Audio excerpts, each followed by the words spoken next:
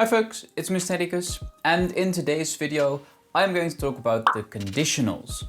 We can distinguish 4 conditionals in English, and by the end of this video you know all 4 of them. Let's get to it.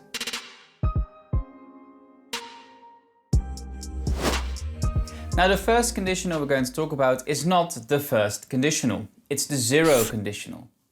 And the zero conditional is used for talking about general truths and things that are general facts. Take for example the sentence, if you freeze water, it becomes a solid. Another example is plants die if they don't get enough water.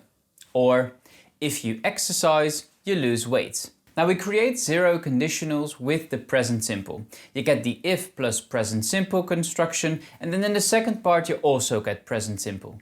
So the zero conditional has present simple in both parts of the sentence.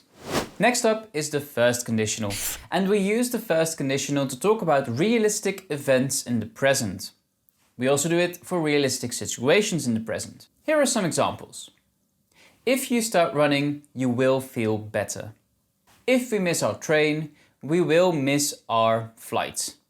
If you don't eat enough protein, your muscles won't grow. We create first conditionals with if plus present simple and will plus the infinitive. So, if you start running, which is if plus present simple, you will feel better. Will plus infinitive, feel. Next is the second conditional, and we use the second conditional to talk about unrealistic events in the present or the future. Compare the following sentences.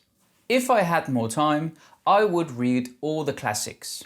But I don't have time, so I can't read all the classics. We would go on holiday if we had more money. We don't have the money, so we can't go on holiday. I would be terrified if I saw a wasp. Fortunately for me, there is no wasp, so I don't have to be terrified. We create second conditionals with if plus past simple and would plus infinitive. So the first part of the sentence is if plus past simple, and the second part is would plus infinitive. Another very common use of the second conditional is the construction if I were you, blah blah blah, which is used to give someone some advice. So for example, if I were you, I would shave before your date. If I were you, I would not do this. If I were you, I would subscribe to my channel. You might be thinking, wait, why isn't it if I was you? Well, we can use if I was you in the second conditional, but if I were you is more common and a bit more formal. If I were you is the so-called subjunctive use of to be, which is very common when you give advice. Finally, we have the third conditional, which is used to talk about unreal or impossible situations in the past. Have a look at these sentences. They would have won the Premier League if they had won their final game.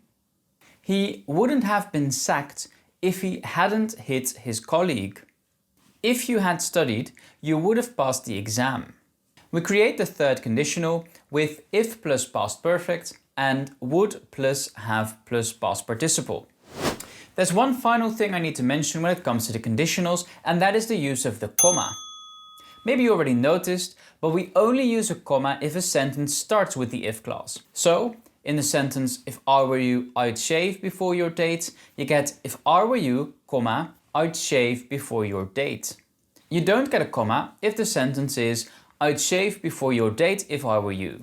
And that's basically it when it comes to the conditionals. So we talked about the zero conditional, the first conditional, the second conditional, and the third conditional. If you found this video useful, please consider giving it a thumbs up, subscribe to know when my other grammar videos or writing videos will be out, and for now, thank you for watching and I hope to see you in one of my next videos.